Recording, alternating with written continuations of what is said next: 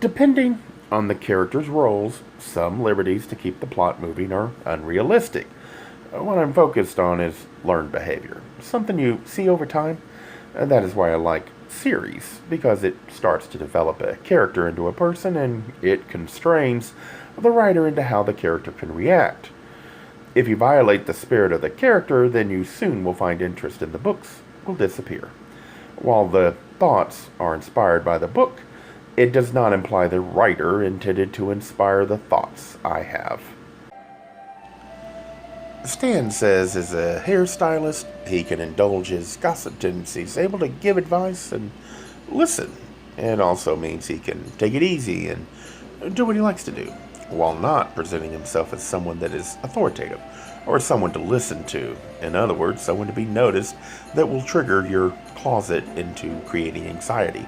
So instead of the therapist he was training to be and gave up, the closet has forced Stan away from it, but still wanting to be involved in some way, he now putters at a styling chair, only able to be on the fringe. This is not to imply the job can't be great. After all, Stan is a creative personality, and what he is doing is creative. It's just not threatening. So he feels he is doing great, but society will not notice him as much in a styling chair as they would if he was a therapist. The anxiety will not kick in.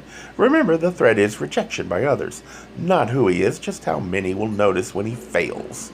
Problem is, Stan is not a shrinking violet. His confrontations with Vito Brinko, his willingness to push to get answers even if it might anger people into rejecting him, that is his character, who he is, and that you manifest on spur of the moment. That is why contact with others while in the closet is so threatening and might make you shut down from any social contact. See, talking, interaction with others is a threat since you cannot be on guard 24/7. We are creative. That is why we feel awkward. It is something that makes us special, that we have trained ourselves to see as dangerous because it draws attention to us. Being out of the closet, he is fine on the surface expressing himself, but there seems to be some inconsistencies because the learned behavior is kicking in. But who you are is natural, so unless rejection is a threat, it will not kick in. The higher profile you are, the more the learned behavior will sabotage you, increase your anxiety level, and destroy your confidence, because everything you have learned is telling you how dangerous this is. Even alone, you will hear constant reasons to run, while you are telling yourself why these feelings is silly. That is when you have time to think, but interaction with others does not allow for that. You have who God made you be.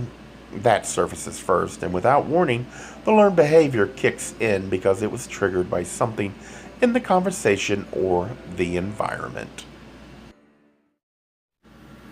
While the thoughts are inspired by the book, it does not imply the writer intended to inspire the thoughts I have.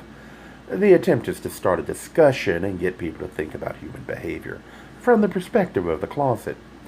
How this might lead to problems that make friends or partners or even business relationships difficult. I can understand why some would dismiss this effort. I find reminders in how the characters behave with memories of my own experiences and then explore that aspect. It's meant to start people to think. It is not meant to imply I am right.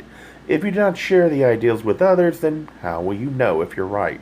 When talking, the focus should be on challenging and exposing your ideas, not in changing other opinions.